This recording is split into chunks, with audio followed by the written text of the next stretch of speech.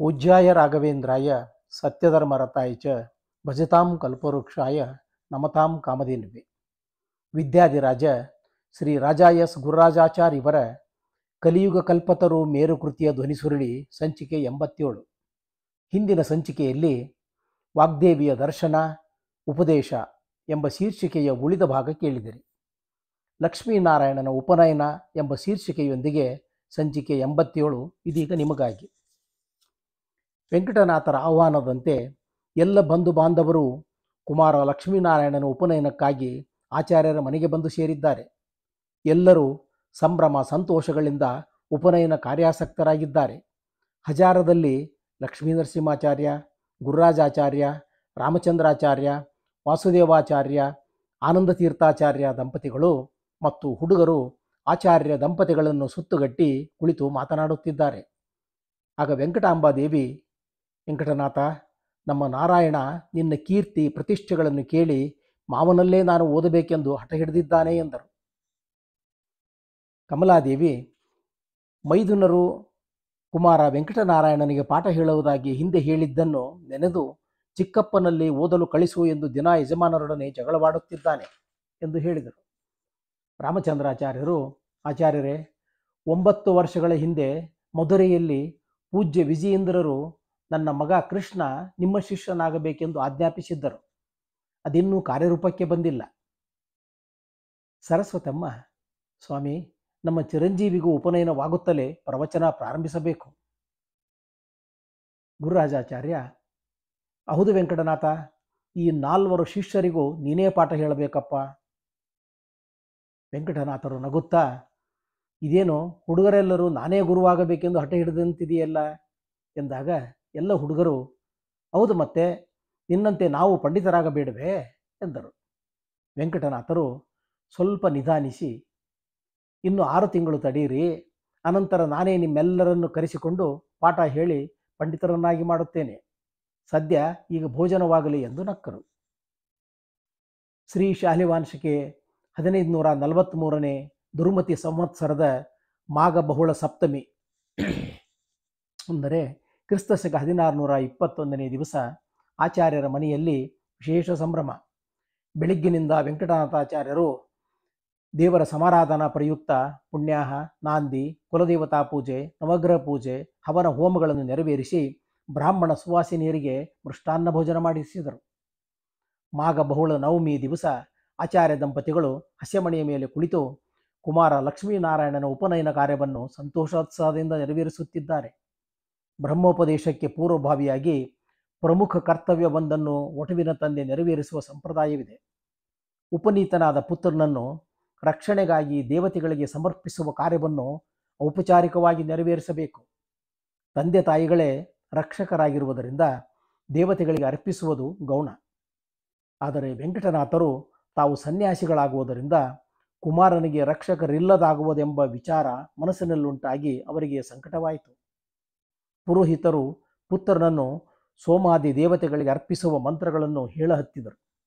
ಆಚಾರ್ಯರು ಆಗ್ನೇಯೇತ್ವ ಪ್ರದದಾಮಿ ಅಂದರೆ ನಿನ್ನನ್ನು ರಕ್ಷಣೆಗಾಗಿ ಅಗ್ನಿಗೆ ಒಪ್ಪಿಸುತ್ತೇನೆ, ಸವಿಸ್ರೇತ್ವ ಪ್ರದದಾಮಿ ಅಂದರೆ ಸೂರ್ಯನಿಗೆ ಅರ್ಪಿಸುತ್ತೇನೆ, ಸೋಮಾಯತ್ವ ಪ್ರದದಾಮಿ ಅಂದರೆ ಚಂದ್ರನಿಗೆ ನಿನ್ನನ್ನು ಅರ್ಪಿಸುತ್ತೇನೆ ಮುಂತಾದ ಮಂತ್ರಗಳನ್ನು ಉಚ್ಚರಿಸುತ್ತಾ ಲಕ್ಷ್ಮೀನಾರಾಯಣನನ್ನು ರಕ್ಷಣಾರ್ಥವಾಗಿ ದೇವತೆಗಳಿಗೆ ಸಮರ್ಪಿಸುವಾಗ ಮನದಲ್ಲಿ, ನಾನು ಸನ್ಯಾಸಿಯಾದ ಮೇಲೆ ನೀನು ಅನಾಥನಾಗುತ್ತೀಯೇ, ದೇವತಾ ಏವ ರಕ್ಷಕಾಹ ನಾನ್ಯೇ, ನಿನಗೆ ದೇವತೆಗಳೇ ನಿಜವಾಗಿ ರಕ್ಷಕರು, ಬೇರೊಬ್ಬರಿಲ್ಲ ಎಂದು ಚಿಂತಿಸುತ್ತಿರುವಾಗ ಆಚಾರ್ಯರ ಕಣ್ಣುಗಳಿಂದ ದುಃಖಾಶ್ರು ಹರಿಯಿತು.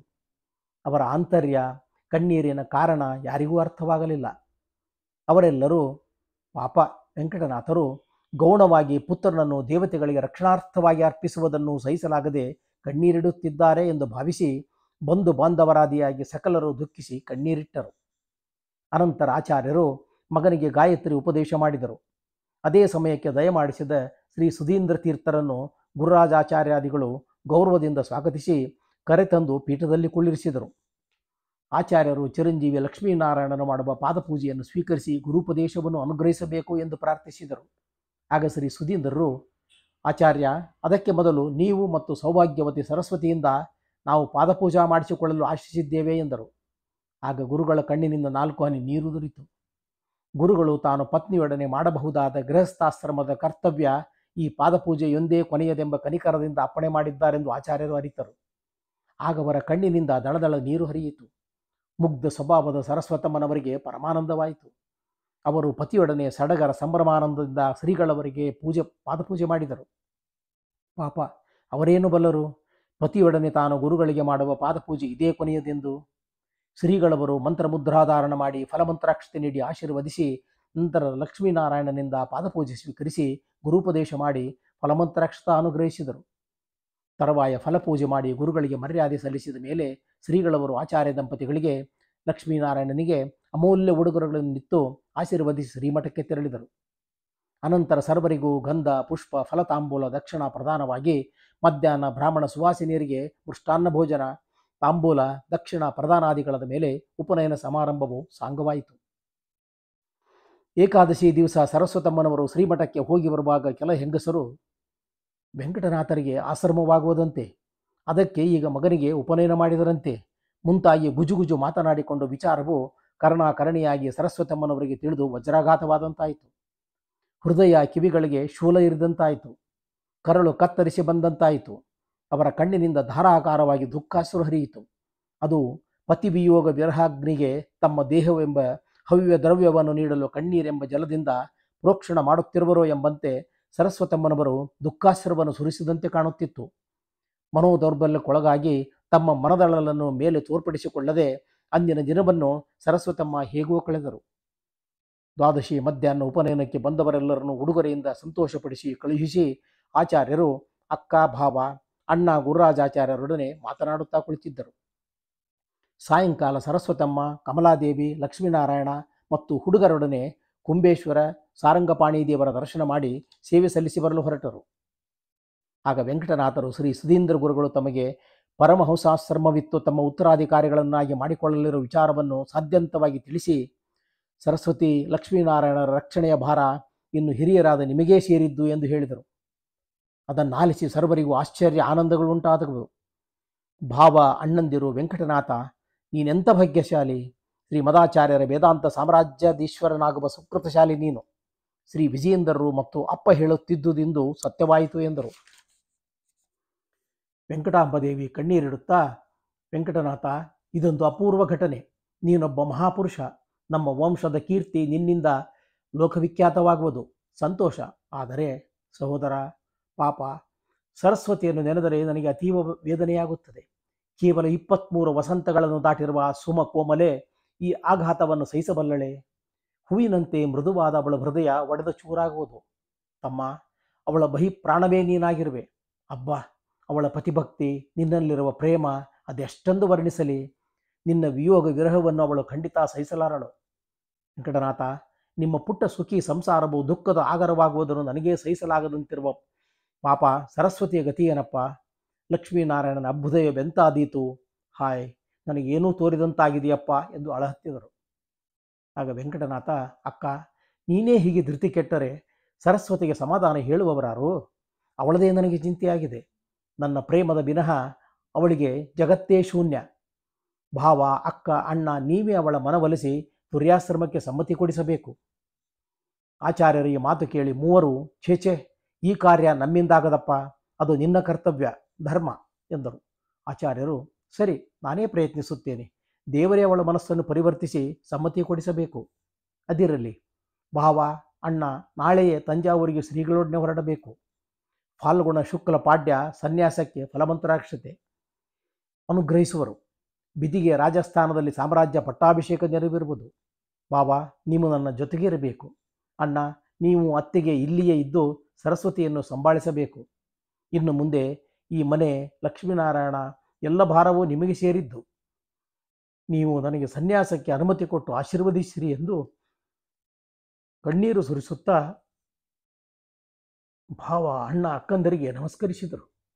ಎಲ್ಲರೂ ಆಚಾರ್ಯರನ್ನು ತಬ್ಬಿ ಆನಂದಾಶ್ರು ಸುರಿಸಿದರು. ಸ್ವಲ್ಪ ವೇಳೆಗೆ ಸರಸ್ವತಮ್ಮನವರು ಎಲ್ಲರೊಡನೆ ಗುಡಿಯಿಂದ ಮರಳಿದರು. ವೆಂಕಟಾಂಬದೇವಿ ದುಃಖವನ್ನು ನುಂಗಿಕೊಂಡು ಬಲಾತ್ಕಾರದ ನಗುವನ್ನು ತಂದುಕೊಂಡು ಅವರನ್ನು ಸ್ವಾಗತಿಸಿದರು. ಆ ಸಂಜೆ ವೆಂಕಟಾಂಬ ಕಮಲಾದೇವಿಗೆ ಎಲ್ಲ ವಿಚಾರಗಳನ್ನು ಏಕಾಂತವಾಗಿ ತಿಳಿಸಿದಾಗ ಮೈದುನ ಮಹಾಸಂಸ್ಥಾನಾಧೀಶ್ವರರಾಗುವರೆಂದು ಒಂದು ಕಡೆ ಸಂತೋಷ, ಸರಸ್ವತಿಯ ಮೇಲಾಗಿರುವ ದುಷ್ಪರಿಣಾಮ, ದುಃಖಗಳ ನೆನಪಾಗಿ ಮತ್ತೊಂದು ಕಡೆ ದುಃಖ, ಹೀಗೆ ಕಮಲಾದೇವಿ ತೊಳಲಾಡಿದರು. ಒಂದು ರಾತ್ರಿ ಬಹಳ ಹೊತ್ತಾದರೂ ಯಾವುದೋ ಕಾರ್ಯಮಗ್ನರಾಗಿದ್ದ ಸರಸ್ವತಮ್ಮನವರನ್ನು ವೆಂಕಟಾಂಬ ಕಮಲಾದೇವಿಯರು ಬಲಾತ್ಕಾರವಾಗಿ ವಿಶ್ರಮಿಸಲು ಪತಿಯ ಶಯ್ಯಾಗೃಹಕ್ಕೆ ಕಳಿಸಿದರು. ಆಚಾರ್ಯರು ಶಯ್ಯೆಯಲ್ಲಿ ಕುಳಿತು ಯೋಚಿಸುತ್ತಿದ್ದರು. ಪತ್ನಿ ಬಂದುದನ್ನು ಗಮನಿಸಿದ ಆಚಾರ್ಯರು ನಗೆಯನ್ನು ಹೊರಸೂಸಿ, ಬಾ ಸರಸ್ವತಿ, ಇಷ್ಟೇಕೆ ತಡ ಮಾಡಿದೆ ಎಂದು ಪ್ರಶ್ನಿಸಿ ಪತ್ನಿಯ ಕರಪಿಡಿದು ಪಕ್ಕದಲ್ಲಿ ಕೂಡಿಸಿಕೊಂಡು ಸ್ವಲ್ಪ ಕಾಲ ಉಪನಯನ ವಿಚಾರವಾಗಿ ಮಾತನಾಡುತ್ತಿದ್ದು, ನಂತರ ಮುಖ್ಯ ವಿಚಾರವನ್ನು ಪ್ರಸ್ತಾಪಿಸಲು ಧೈರ್ಯ ಮಾಡಿದರು. ಸರಸ್ವತಮ್ಮನ ಕಳೆಗೊಂದಿದ ಮುಖವನ್ನು ನೋಡಿ ಕನಿಕರದಿಂದ ಪತ್ನಿಯ ಮುಂಗುರಳನ್ನು ಸವರುತ್ತಾ ಕಂಠ ಬಿಗಿದು ಮಾತನಾಡಲಾಗದಂತಿದ್ದರೂ ಹೇಗೋ ಅತಿ ಪ್ರಯಾಸದಿಂದ ಸರಸ್ವತಿ ಎಂದು ಮೆಲ್ಲನೆ ನುಡಿದರು. ಸರಸ್ವತಮ್ಮನವರು ಪತಿಯ ಮುಖವನ್ನು ನಿಟ್ಟಿಸಿ ನೋಡಿ, ಏನು ಸ್ವಾಮಿ ಎಂದರು. ವೆಂಕಟನಾಥರು ಪತ್ನಿಯ ಗಲ್ಲ ಹಿಡಿದು, ಸರಸ್ವತಿ, ನನ್ನ ಮಾತೊಂದನ್ನು ನಡೆಸಿಕೊಡುವಿಯಾ? ಸರಸ್ವತಿ ತಲೆ ತಗ್ಗಿಸಿ, ಸ್ವಾಮಿ, ಒಬ್ಬ ಪತ್ನಿಯನ್ನು ಪತಿಯು ಕೇಳುವ ಮಾತಾಗಿದ್ದರೆ ಆಗಬಹುದು. ಆಗ ವೆಂಕಟನಾಥರು, ಜಗತ್ತಿನ ಹಿತದೃಷ್ಟಿ, ಧಾರ್ಮಿಕ ಜನತೆಯ ಆಶೋತ್ತರ, ವಿದ್ವದ್ವೃಂದದ ಆಕಾಂಕ್ಷೆ, ನನ್ನ ಪಾರಮಾರ್ಥಿಕ ಸಾಧನೆ ಇವೆಲ್ಲವೂ ನಿನ್ನ ಉತ್ತರವನ್ನು ಅವಲಂಬಿಸಿದೆ. ಆಗ ಸರಸ್ವತಿ, ನೀವೇ ನನ್ನ ಜಗತ್ತು, ಲಕ್ಷ್ಮೀನಾರಾಯಣನೇ ನನ್ನ ಧಾರ್ಮಿಕ ಜನತೆ, ವಿದ್ವದ್ವರೆಣ್ಯರಾದ ತಾವೇ ನನ್ನ ಪಂಡಿತ ವೃಂದ, ನಿಮ್ಮ ಪ್ರೀತಿಯೇ ನನ್ನ ಪಾರಮಾರ್ಥಿಕ ಸಾಧನೆ. ಇದಕ್ಕೆ ಅನುಕೂಲಕರವಾದ ಯಾವ ಮಾತನ್ನಾದರೂ ನಾನು ನಡೆಸಿಕೊಡುತ್ತೇನೆ ಸ್ವಾಮಿ. ಆಗ ವೆಂಕಟನಾಥರು, ಸರಸ್ವತಿ, ಇಂದೇಕೆ ನೀನು ನನ್ನ ಎಲ್ಲ ಮಾತನ್ನು ಶಂಕಿಸುತ್ತಿರುವೆ? ಆಗ ಸರಸ್ವತಿ, ಅತಿ ಸ್ನೇಹ ಪಾಪಶಂಕಿ ಅಲ್ಲವೇ ಸ್ವಾಮಿ? ಆಗ ವೆಂಕಟನಾಥರು, ಇದೇನು ಮಾತು ಸರಸ, ನನ್ನ ಮಾತನ್ನು ನಡೆಸಿಕೊಡುವೆಯೋ ಇಲ್ಲವೋ ಹೇಳು. ಸರಸ್ವತಿ ಉದ್ವಿಗ್ನಳಾಗಿ ತಲೆ ತಗ್ಗಿಸಿ, ನಾನು ನಿಮ್ಮ ಚರಣದಾಸಿ, ನಿಮ್ಮ ಅಪ್ಪಣೆಯಂತೆ ವರ್ತಿಸುವುದೇ ನನ್ನ ಧರ್ಮ, ಕರ್ತವ್ಯ, ಜೀವಿತದ ಧ್ಯೇಯ. ಆಗ ವೆಂಕಟನಾಥರು ನಸುನಕ್ಕು, ನಿನ್ನೀ ಮನೋದಾರ್ಢ್ಯ ಶ್ಲಾಘನೀಯ. ಸರಸ್ವತಿ, ಈ ಮನೋಧೈರ್ಯ ನನ್ನ ಮಾತು ಕೇಳಿದ ಮೇಲೂ ಉಳಿದರೆ ಸಂತೋಷ. ಆಗ ಸರಸ್ವತಿ ವ್ಯಾಕುಲದಿಂದ, ಪತಿಯ ವಾಕ್ಯವನ್ನು ಉಲ್ಲಂಘಿಸುವಂಥ ಪಾಪಿಯೇ ನಾನು? ಆಗ ವೆಂಕಟನಾಥರು, ನೀನು ಪರಮಸಾಧ್ವಿ, ನನ್ನ ಮಾತೇ ನಿನಗೆ ವೇದವಾಕ್ಯ, ಅದೆಲ್ಲವನ್ನೂ ನಾನು ಬಲ್ಲೆ. ಆದರೆ ಆಗ ಸರಸ್ವತಿ ಕಾತರದಿಂದ, ಆದರೇನು ಸ್ವಾಮಿ? ಆಗ ವೆಂಕಟನಾಥರು, ನನ್ನ ಮಾತಿನಿಂದ ನಿನಗೆ ನೋವಾಗಬಹುದು ಸರಸ, ಆಗಲೂ ನೀನು ನಗುಮುಖದಿಂದ ನನ್ನ ಮಾತು ನಡೆಸಿದೆಯಾದರೆ ಆಗ ನಿನ್ನ ಪತಿಭಕ್ತಿ ಆದರ್ಶವೆನಿಸುವುದು. ಆಗ ಸರಸ್ವತಿ, ನೀವು ನನ್ನ ದೇವರು, ಈ ಪಾದದಾಸಿಗೆ ತನ್ನದೆಂಬುದು ಪ್ರತ್ಯೇಕವಾಗಿ ಯಾವುದಿದೆ? ನಿಮ್ಮನ್ನಗಲಿ ಜೀವಿಸುವುದಕ್ಕಿಂತ ತಮ್ಮ ಪಾದದಡಿಯಲ್ಲಿ ಮರಣವೇ ನನಗೆ ಸೌಭಾಗ್ಯ, ಅಪ್ಪಣೆ ಮಾಡಿ ಸ್ವಾಮಿ. ಆಗ ವೆಂಕಟನಾಥರು ದಯದಿಂದ ಪತ್ನಿಯ ತುಟಿಯ ಮೇಲೆ ಕೈಯಿಟ್ಟು, ಛೇ, ಅಭದ್ರ ನುಡಿಯಬೇಡ ಸರಸ, ನನ್ನ ಮಾತು ನಡೆಸುವುದಾಗಿ ವಚನ ಕೊಡು. ಆಗ ಸರಸ್ವತಿ ದೀನಳಾಗಿ ದುಃಖ ದುಮ್ಮಾನಗಳಿಂದ, ಓ ಎನ್ನರಸ, ತಮ್ಮ ಪಾದದಾಣೆ, ನಡೆಸುವೆನು ತಮ್ಮ ನುಡಿಯ, ಬೇಳಿ ಬೇಗಲದೇನು.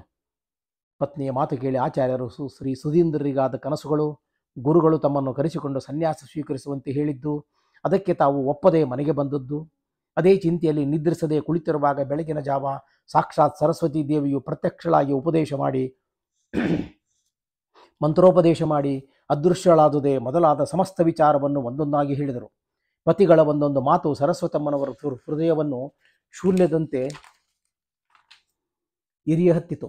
ಯಾವ ಭಯದಿಂದ ತಾವು ತತ್ತರಿಸುತ್ತಿದ್ದರೋ ಅದು ಸತ್ಯವಾಗುವ ಕಾಲ ಸನ್ನಿಹಿತವಾಯಿತೆಂಬ ಭಯದಿಂದ ಅವರು ಕಂಪಿಸಿದರು. ಆದರೂ ಅದನ್ನು ಹತ್ತಿಕ್ಕಿ ಪತಿಯ ಮುಖ ನೋಡುತ್ತಾ ಪ್ರಶ್ನಿಸಿದರು, ಅದೆಲ್ಲ ಸರಿ ಸ್ವಾಮಿ, ಈಗ ನನ್ನಿಂದ ಏನಾಗಬೇಕು? ಆಗ ವೆಂಕಟನಾಥರು ದುಃಖವಾದರೂ ದೃಢಸ್ವರದಲ್ಲಿ, ಶ್ರೀ ಮೂಲ ರಘುಪತಿ ವೇದವ್ಯಾಸ ದೇವರು, ಶ್ರೀ ಮದಾಚಾರ್ಯರುಗಳ ಆದೇಶ, ಶ್ರೀ ವಿಜಯೇಂದ್ರ ಗುರುಗಳ ಅಪ್ಪಣೆ, ಶ್ರೀ ಸುಧೀಂದ್ರರ ಕಟ್ಟಪ್ಪಣೆ, ವಾಗ್ದೇವಿಯ ಕಟ್ಟಳೆ, ಕರ್ತವ್ಯದ ಕರೆ. ಸರಸ್ವತಿ, ನಾನು ಸನ್ಯಾಸ ಸ್ವೀಕರಿಸಲು ನೀನು ಅನುಮತಿ ಕೊಡಬೇಕು. ಆಚಾರ್ಯರ ಮಾತು ಕೇಳಿ ಸರಸ್ವತಮ್ಮ ಕುಸಿದು ಬಿದ್ದರು. ತಲೆಯ ಮೇಲೆ ವಜ್ರಾಘಾತವಾದಂತಾಯಿತು. ಅವರ ಮೃದು ಹೃದಯವೇ ಒಡೆದು ಹೋಯಿತು. ತುಟಿಗಳು ಅದುರಿದವು. ಮಾತು ಹೊರಡದಂತಾಯಿತು. ಕಣ್ಣೀರಿನ ಕೋಡಿ ಹರಿಯಿತು. ದುಃಖ, ಆವೇಗ, ಸಂಕಟಗಳಿಂದ ಉಸಿರಿದರು. ಸನ್ಯಾಸವೇ ಸ್ವಾಮಿ? ಆಗ ವೆಂಕಟನಾಥರು, ಹೌದು ಸರಸ, ಸನ್ಯಾಸ. ಆಗ ಸರಸ್ವತಿ ಬಿಕ್ಕಳಿಸುತ್ತಾ, ಅಯ್ಯೋ ದುರ್ವಿಧಿಯೇ, ಸನ್ಯಾಸ, ನನ್ನ ಸರ್ವನಾಶ. ಪತಿಯ ಪಾದಗಳನ್ನು ಹಿಡಿದು, ಸ್ವಾಮಿ, ನನ್ನ ದೇವರೇ, ನಿಮ್ಮನ್ನಗಲಿ ನಾನು ಜೀವಿಸಲಾರೆ. ಆಗ ವೆಂಕಟನಾಥರ ಕನಿಕರದಿಂದ ಸಮಾಧಾನ ತಂದುಕೋ ಸರಸ್ವತಿ. ಸರಸ್ವತಿ, ಸಮಾಧಾನ? ಇನ್ನೆಲ್ಲಿಯ ಸಮಾಧಾನ ಸ್ವಾಮಿ? ಹೃದಯದಲ್ಲಿ ಹಾಲಾಹಲ ಹರಿಯುತ್ತಿರುವಾಗ, ನನ್ನ ಜೀವನವೇ ಮುಳುಗಿ ಹೋಗುತ್ತಿರುವಾಗ ಸಮಾಧಾನವೆಲ್ಲಿ ಬಂದೀತು ಸ್ವಾಮಿ? ಪ್ರೇಮಲ ಸ್ವಭಾವದ ನನ್ನ ಪ್ರೀತಿಯ ಪತಿಗಳಾದ ನೀವೇ ಹೀಗೆ ಹೇಳುತ್ತಿರುವಿರಾ? ನೀವು ನನ್ನ ಕರಪಿಡಿದಾಗ ಧರ್ಮೇಚ ಅರ್ಥೇಚ ಕಾಮೇಚ ನಾತಿ ಚರಾಮಿ ಎಂದು ಅಂದು ಮಾಡಿದ ಪ್ರಮಾಣವೇನಾಯಿತು? ಆಗ ವೆಂಕಟನಾಥರು ಗಂಭೀರವಾಗಿ, ಆ ನನ್ನ ಪ್ರಮಾಣ ಯಶಸ್ವಿಯಾಯಿತು. ಧರ್ಮ ಅರ್ಥ ಕಾಮಗಳಲ್ಲಿ ನಾನು ನಿನ್ನನ್ನು ಎಂದಿಗೂ ಅತಿಕ್ರಮಿಸಿ ನಡೆದಿಲ್ಲ. ಭಾರತೀಯರಾದ ನಮ್ಮ ವೈವಾಹಿಕ ಜೀವನದ ಉದ್ದೇಶ ವಂಶಾಭಿವೃದ್ಧಿ. ಲಕ್ಷ್ಮೀ ನಾರಾಯಣನ ಜನನದಿಂದ ಅದು ಸಫಲವಾಗಿದೆ. ಅವನು ವಂಶದೀಪಕನಾಗಿದ್ದಾನೆ. ನನ್ನ ಕರ್ತವ್ಯ ಮುಗಿದಿದೆ ಸರಸ. ಆಗ ಸರಸ್ವತಿ, ಹಾಗಾದರೆ ತಮ್ಮ ಪ್ರೇಮವೇನಾಯಿತು ಸ್ವಾಮಿ?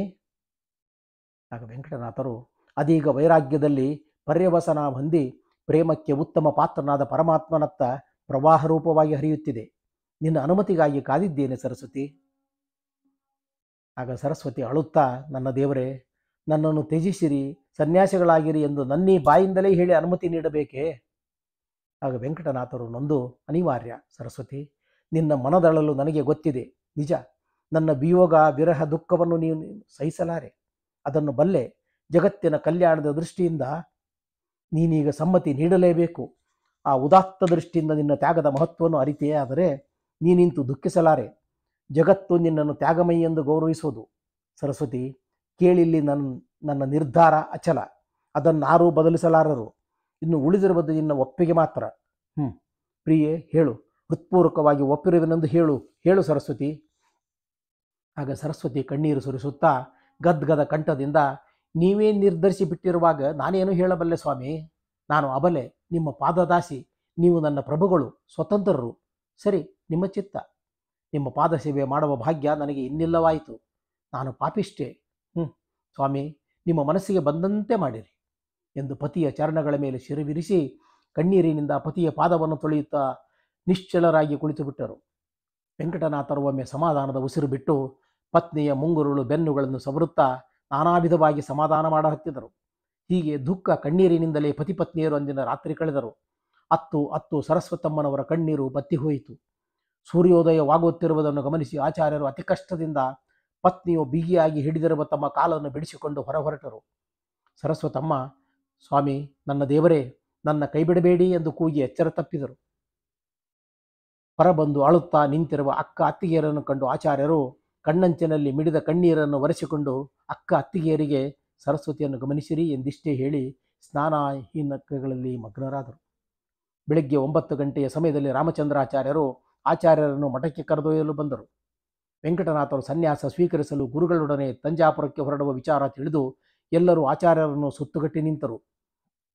ಸರಸ್ವತಮ್ಮ ಮೈಮೇಲೆ ಪ್ರಜ್ಞೆ ಇಲ್ಲದವರಂತೆ ಓಡೋಡಿ ಬಂದು ಪತಿಯ ಪಾದ ಹಿಡಿದು, ಸ್ವಾಮಿ, ನನ್ನನ್ನು ಅನಾಥಳನ್ನಾಗಿ ಮಾಡಬೇಡಿ. ಬಾಲಕ ಲಕ್ಷ್ಮೀನಾರಾಯಣನಿಗೆ ಇನ್ನಾರು ದಿಕ್ಕು? ಅಯ್ಯೋ, ನಾನೀ ದುಃಖವನ್ನು ಎಂತೂ ಸಹಿಸಲಿ? ನನ್ನ ದೇವರೇ, ನಿಮ್ಮ ಹೃದಯವೇಕಿಷ್ಟು ಕಠಿಣವಾಯಿತು? ನಿಮ್ಮ ದಾಸಿಗೆ ಪಾದ ಸೇವೆಯ ಭಾಗ್ಯ ತಪ್ಪಿಸಿ ಹೋಗುವಿರಾ? ನಾನಿನ್ನು ಜೀವಿಸಿರಲಾರೆ. ಸ್ವಾಮಿ, ಈ ಅಭಾಗ್ಯನೀಯ ಅಂತ್ಯ ನಮಸ್ಕಾರ ಸ್ವೀಕರಿಸಿರಿ ಎಂದು ಹೇಳುತ್ತಾ ಮೂರ್ಛೆ ಹೋದರು. ಅದನ್ನು ಕಂಡು ಎಲ್ಲರ ಕಣ್ಣಿನಲ್ಲೂ ನೀರು ಹರಿಯಿತು. ಅಳುತ್ತಾ ನಿಂತ ಲಕ್ಷ್ಮೀನಾರಾಯಣನ ತಲೆ ಸಬರಿ ಆಚಾರ್ಯರು ಅವನ ಕರಗಳನ್ನು ಅಣ್ಣ ಗುರುರಾಜಾಚಾರ್ಯ ಕರದಲ್ಲಿಟ್ಟು, ಇನ್ನು ಮುಂದೆ ಇವನ ಸಂರಕ್ಷಣೆಯ ಭಾರ ನಿಮಗೆ ಸೇರಿದೆ. ಸರಸ್ವತಿಯನ್ನು ಸರಿಯಾಗಿ ನೋಡಿಕೊಳ್ಳಿರಿ ಎಂದರು. ಆಗ ಅವರಿಗೆ ಅರಿವಾಗದಂತೆಯೇ ಕಣ್ಣೀರು ಸುರಿಯಿತು. ಎಲ್ಲರೂ ದುಃಖ, ಆವೇಗ, ಭಾವನಾ ಪರವಶರಾಗಿ ಆಚಾರ್ಯರನ್ನು ಬೀಳ್ಕೊಟ್ಟರು. ರಾಮಚಂದ್ರಾಚಾರ್ಯರು, ಲಕ್ಷ್ಮೀನರಸಿಂಹಾಚಾರ್ಯರೊಡನೆ ವೆಂಕಟನಾಥರು ಶ್ರೀಮಠಕ್ಕೆ ತೆರಳಿದರು. ಇಲ್ಲಿಗೆ ಸಂಚಿಕೆ 87 ಮುಕ್ತಾಯ. ಸನ್ಯಾಸಾಶ್ರಮ ಪ್ರಧಾನ ಎಂಬ ಶೀರ್ಷಿಕೆಯೊಂದಿಗೆ ಮುಂದಿನ ಸಂಚಿಕೆ ಆರಂಭ. ಶ್ರೀಕೃಷ್ಣಾರ್ಪಣಮಸ್ತು.